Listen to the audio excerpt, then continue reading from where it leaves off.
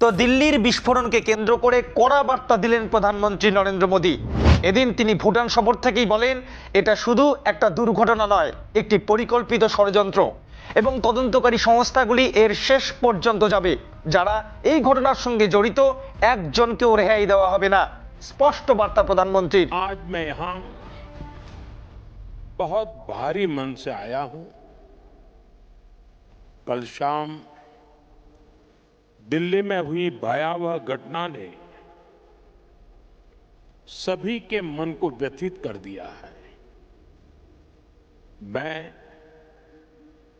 पीड़ित परिवारों का दुख समझता हूं। आज पूरा देश उनके साथ खड़ा है। मैं कल रात भर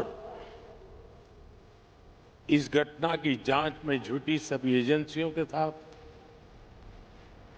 सभी महत्वपूर्ण लोगों के साथ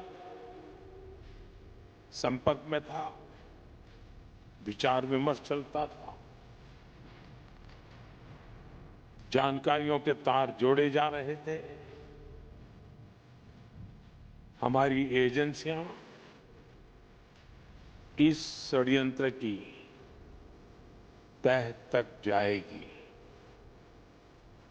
इसके पीछे के षड्यंत्रकारियों को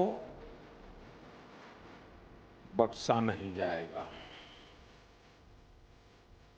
All those responsible